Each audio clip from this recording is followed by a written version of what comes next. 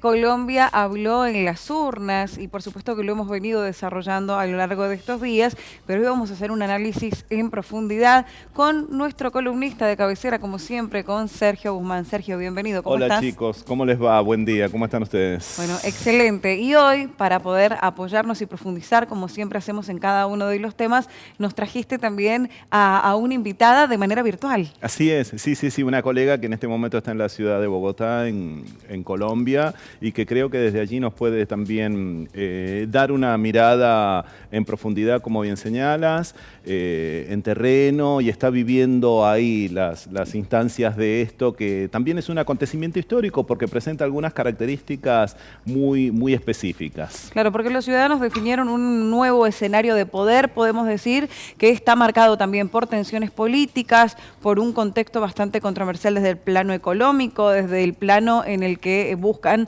aparentemente o reclaman mayor seguridad. Entonces dijimos, lo hablamos con Sergio y él nos sugirió que pudiéramos hablar con alguien a su vez que esté en este momento desde Colombia. Y es por eso que vamos a presentar a quien nos va a acompañar hoy también como invitada y columnista. Hablamos de Erika Cáceres, quien es comunicadora de la Universidad de Bucaramanga, Bogotá. Erika, bienvenida. Sergio Cáceres, Maru Silva, te saludan junto, por supuesto, a Sergio Guzmán, a quien ya conoces. Hola, muy buenos días, Maru, Sergio. Un placer escucharlos a ustedes y estar conectada aquí desde Bogotá para hablar del proceso electoral de Colombia. Bueno, primero consultarte qué sensación predomina entre los hermanos colombianos. ¿Hay esperanza, incertidumbre? ¿Qué es lo que se está viviendo por estas horas? Bueno, nosotros vivimos un proceso electoral bastante reñido el fin de semana. Fue, entre otras cosas, el proceso electoral con mayor votación histórica. Más del 63% de colombianos salieron a ejercer el voto, 26 millones, un poco más de 26 millones de colombianos, lo que es hasta hoy pues la votación más histórica. Y los resultados quedaron muy cerrados, muy reñidos. Solamente hay una diferencia de unos 250.000 votos en este momento. Menos de un punto porcentual de votación, lo que significa, Maru y Sergio, que en este momento estamos en un país que está muy dividido, muy polarizado en los distintos extremos, tanto de izquierda como de derecha, que eran los que representaban nuestros candidatos, así que no pudiéramos hablar de un único ánimo, sino, por supuesto, hoy quien es el gobierno o el oficialismo de Gustavo Petro reclama un conteo mucho más minucioso. En este momento ya se está terminando el segundo proceso del conteo, que se llama el escrutinio, pero básicamente el resultado no va a cambiar. El presidente es el señor Abelardo de la Espriella, un outsider de derecha que muy seguramente tendrá un mandato muy marcado por posturas mucho más fuertes frente a lo que venimos acostumbrados como colombianos. Bien. Sergio. Erika, ¿cómo estás? Buen día, Sergio. Sergio Guzmán te saluda. ¿Cómo estás? Muy bien, Sergio, gracias. Quería hacerte una consulta al respecto porque nos están llegando informaciones de que en realidad ha habido una gran participación ciudadana. De hecho, es histórica la participación, la asistencia a las urnas por parte de todo el electorado, y esto responde concretamente a cuestiones de temor, avances a alguna tendencia determinada, al contexto previo de que estuvo asignada la campaña por hechos de violencia como los que sucedieron en el Valle del Cauca, por ejemplo. ¿A qué adviertes vos desde allí que responde esta situación y este llamado masivo, esta concurrencia masiva a las urnas? Bueno, pueden ser varios factores. Yo siempre he afirmado, con mis colegas siempre hemos afirmado que sobre todo en una segunda vuelta no se vota a favor de, sino en contra de. Y como lo hablé hace un momento, los candidatos que estaban disputando la segunda vuelta pues eran candidatos de extremos opuestos. Entonces hubo una gran votación que salió a votar en segunda vuelta, que no votó en la primera por el señor Gustavo Petro, en contra del señor Gustavo Petro, pero también vimos, por ejemplo, cómo en las zonas periféricas, en los departamentos de la periferia, aumentó muy considerablemente la votación a favor del señor Iván Cepeda. Mucho se ha hablado aquí y hoy las personas de derecha están hablando de un voto fusil, que es como este voto obligado por los grupos delincuenciales, pero realmente la jornada electoral fue una jornada muy pacífica, fue una jornada tranquila, donde no hubo mayores, desórdenes públicos, que se temía que pudiéramos llegar a eso, pero realmente no sucedió. La gente salió a votar por uno u otro candidato, también un poco en aras de pues de hacer participación y de elegir a su mandatario. Los dos representaban mucho miedo para cada uno de los polos opuestos y por eso vemos una participación tan alta, mayor al 60%, algo que nunca habíamos registrado porque nosotros siempre hemos estado entre un 50 y 54% pues de participación electoral. Erika, el triunfo del candidato, en este caso de la derecha y quien se quedó justamente con la presidencia, ¿se avisoraba hacía un tiempo? ¿Fue un fenómeno muy rápido que se impuso en Colombia? ¿Cuál es la lectura desde ese punto de vista? Mira, según las encuestas, hasta antes de la primera vuelta presidencial, el ganador siempre fue el señor Iván Cepeda, el candidato del oficialismo. Todas las encuestas lo daban ganador a él. Yo tengo unas opiniones muy personales que se confiaron totalmente. Fue una campaña muy cerrada, muy aburrida, nada emocional, totalmente plana. Ellos creyeron que iban a ganar sin mayor esfuerzo y bueno, hoy vemos que la realidad es una totalmente distinta. Y por el otro lado teníamos, ustedes están pasando ahí imágenes de, eso fue un show político, eso nunca fue una campaña la del señor Abelardo, fue todo lo contrario, fue un show, fue un tema emocional, fue un tema de símbolos, fue un tema de salir a la calle y de entender la emocionalidad de la gente que no estaba a favor de Gustavo Petro. Y él acogió esas emocionalidades, esos sentimientos y volvió su campaña política todo un show mediático a través de lo que acabo de mencionar. Entonces, ellos cayeron en cuenta cuando fue la primera vuelta presidencial que se daban ganadores seguros de la contienda y no solo no ganaron en la primera vuelta, sino que además quedaron en segundo lugar por debajo del señor Abelardo de la Espriella. En la segunda vuelta, que fue la que acaba de suceder este domingo, Iván Cepeda saca más de 3 millones de votos, más de 3 millones con relación a lo que fue la primera vuelta. El señor Abelardo de la Espriella saca más o menos 2,5 millones con relación a lo que fue la primera vuelta. Es decir, Cepeda gana en la segunda vuelta, pero no le fue suficiente y ese pequeño margen, porque fueron como unos 600,000 votos de diferencia de la primera vuelta, claro, es lo que hoy le da el triunfo a Abelardo de la Espriella. Bien, lo voy a sumar a Sergio en este caso para que haga un análisis porque lo viene desarrollando durante todo el año, pero específicamente quiero preguntarte, Sergio, en tu opinión, desde las estrategias que se utilizaron desde la comunicación política, ¿cuáles te parece que fueron las más importantes? Digo, las redes sociales, las nuevas tecnologías, ¿te parece que jugaron un peso importante en relación a lo que aconteció allí en Colombia y que nos has venido contando que está ocurriendo en otras partes de Latinoamérica? Sí, indudablemente las redes siempre juegan un rol protagónico, los medios, esta cuestión que señala Erika de las imágenes, de la puesta en escena, del show, de apelar a la emocionalidad. ¿Sí? Hay una característica y un patrón que se viene repitiendo en las elecciones en toda la región, que es un voto no medido, no meditado, no racional, no un voto que se ha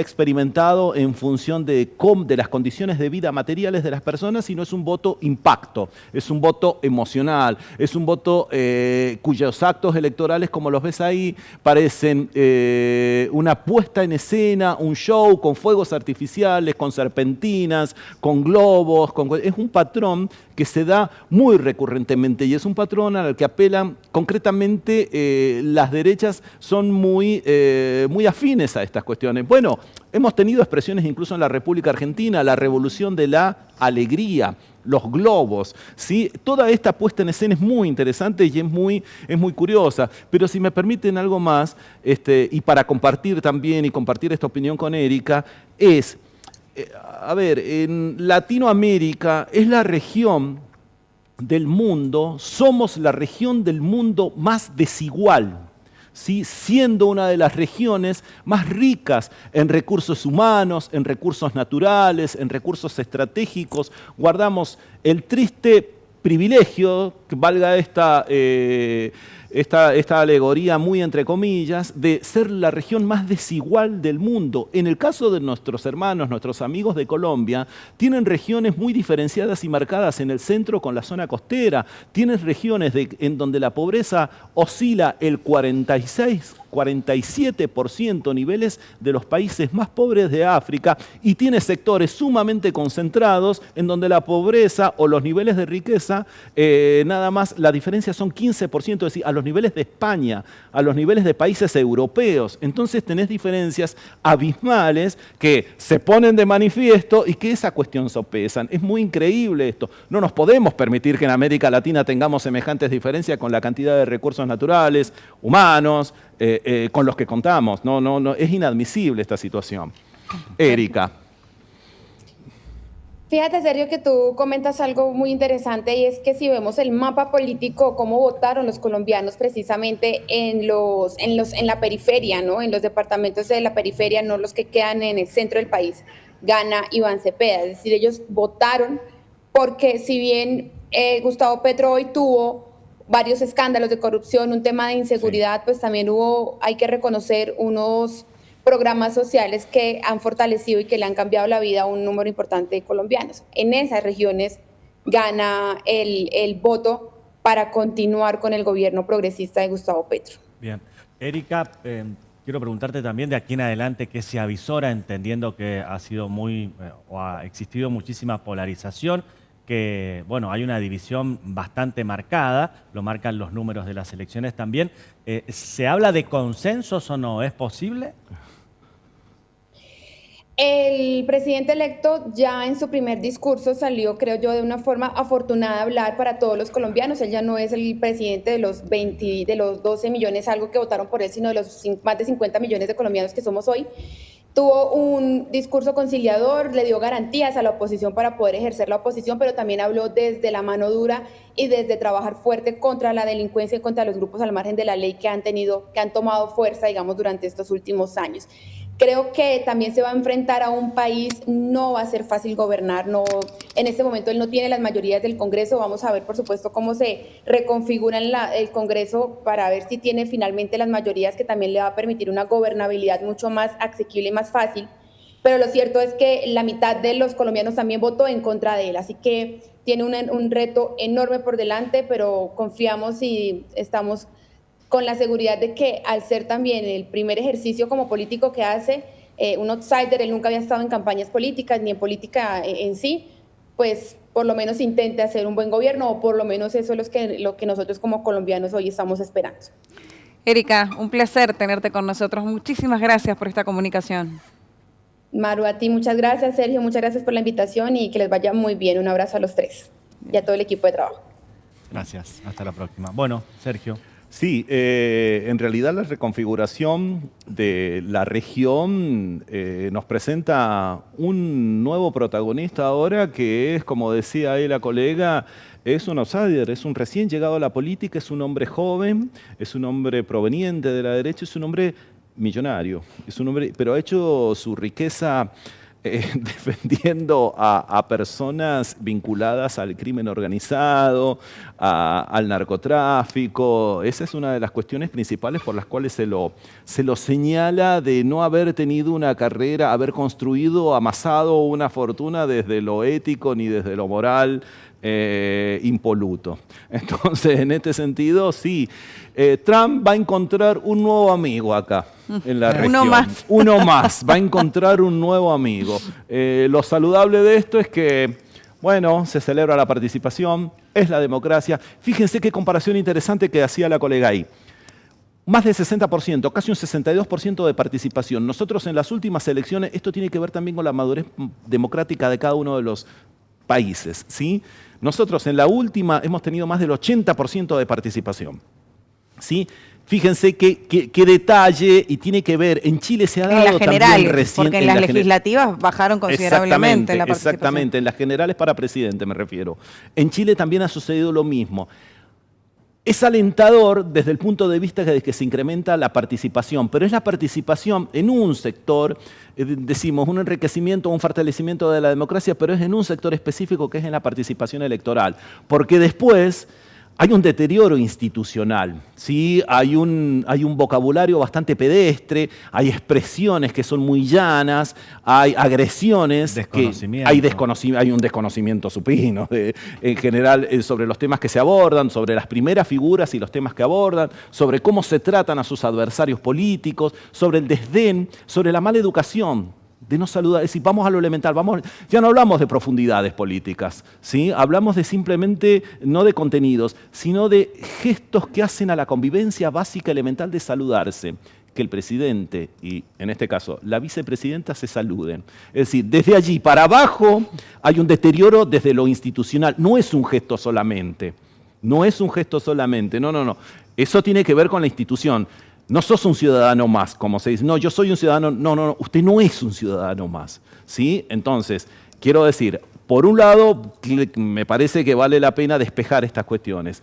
Hacer un reconocimiento en que, bueno, hay una salvedad que se puede señalar allí desde la participación democrática que se da regionalmente. Hay un incremento en la participación. Pero por el otro lado, hay un deterioro de las instituciones en el ejercicio del poder.